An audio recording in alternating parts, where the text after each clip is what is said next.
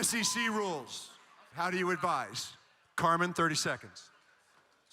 So the latest round of SEC cybersecurity rules are out, and there's a lot of risk to be assumed by anybody. But let's not make any mistake. This is about whose head will roll first, fastest, and the furthest. And it's the CISO, right? Why?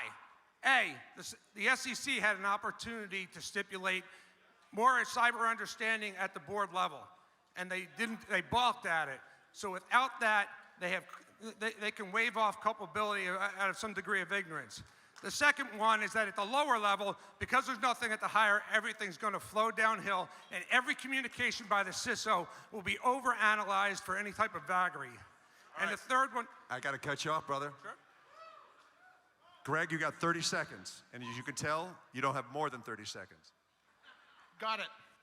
The new rules are actually scarier to CFOs than CISOs. CISOs already have a lifespan of about 18 months. That's it. These new rules say 4 days of materiality, you've got to report it. What's materiality? CEOs and CFOs sign off on that. They sign off on the 8K. They sign off on the 10K. So yes, the CISOs are scared of everything today, and one, got in trouble in the law last week. Why? He reported stuff internally. Capricious federal agencies are going to be that. But this one is going to be the CFOs. They're signing it. CISOs are going to get it no matter what. 30 seconds. You got 15 seconds in rebuttal, Carmen. Yeah, but let's also not forget that the SEC had the opportunity to stipulate liability limits on it, and they balked at that as well, which means everybody's in play. But you go back to SolarWinds where there are no rules, and there were no SEC rules, they still went after the CISO. He was the last one left. With rules, they'll go after everybody else, but make no mistake, they're coming after the CISO first. 15 seconds, Greg. Hey, former CISO, yes, but this one is going to go on down on the CFOs because this is an opportunity for the CISOs because now they have somebody they can be a whistleblower to. Before, there was nobody to report it to. Now there's somebody they can, and it's going to be the CFO who doesn't do his job and protect the organization. All right, 15 seconds, Carmen. But let's not forget there's a whole nother round of stipulations coming out from the SEC, and those are targeted at financial institutions. This started in 2021 when they went after JP Morgan, TradeStation, and UBS. But those are large companies with the wherewithal to absorb that. When they start going after some of these smaller companies, like wealth managers that are independently owned but have to report to the SEC, they are going to get absolutely nailed. They can't afford boards, they need CISOs. 15 seconds, 15 seconds. In this case, the CFO and the board can't say anymore, I'm a caveman, your ways are strange to me, technology people. They're on the hook for this now. They can't play dumb. If you've got bad security, you're going to get in trouble no matter what. This won't change the game for CISOs, just the CFOs. All right, last rebuttal round, 15 seconds. Yeah, let's go back to SolarWinds and look at that. Right? Well, how about SolarWinds is publicly defending their CISO. How many of you can say that your company would actually defend you too? Are you sure about that? Hey, where do you want to take your chances? Last 15 seconds and we go to our refs. Yeah, you made my point because he got in trouble when there was no SEC rules and the SEC still went after him. That's not going to change. Now the CFO and the board are on the hook, whether they like it or not. All right, sounds like you guys care a little bit about this. Is there any SEC regulators in the audience? I hope not. Byron, you got the first question. Man, I haven't heard anything here. What should CISOs be doing today to protect themselves against these new rules? Greg, you're going first. What should a CISO do today?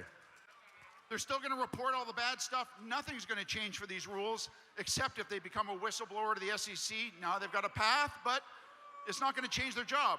Other people are going to get changed. Carmen, you got 15 seconds. Okay, CISOs, you need to go out and negotiate a raise and then take that money and invest more in D&O insurance and also sleep therapy because you're going to need it. All right. I love the fact that these guys stay under 15 seconds every single time. They're punching it out. One more question. Who's got it? Who's got it? Of course you do. Speaking to the mic. When is the AICPA going to weigh in on this as a estimable and probable loss reserve for cybersecurity ineptitude? Did y'all get that? You want me to repeat it? It's hard to hear. Why can't they book estimated losses as part of the balance sheet. You get that? Why can't they book estimated losses as part of? You want SEC rules, they want disclosure, et cetera. Why can't they estimate that into the balance sheet and decrease revenue, decrease goodwill, decrease Got that? Go first. valuations? Carmen's got 15. You close it up. Nobody said they can't estimate it. In fact, that's what they're all supposed to do.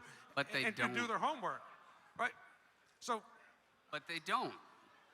no, you have to go out and do it. Now, whether or not it's the CISO, I mean, if I were the CISO, I'd be part of it. I'd make sure everything that you say to the board is documented and written down, and that you caveat with every disagreement from them, because they're just going to turn around and claim ignorance. All right. Last 15 seconds, my man.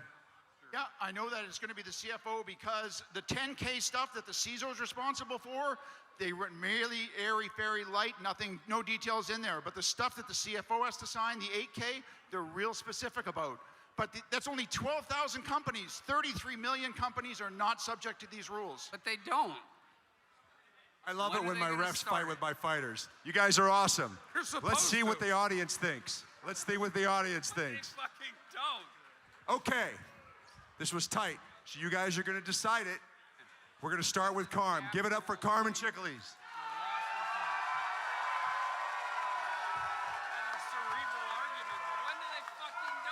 All right, all right. They don't. Give it up from our Canadian, Greg Young.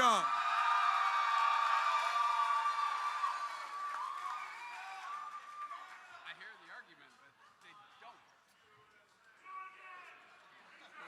All right, and our winner is Greg Young by a nose, by a nose.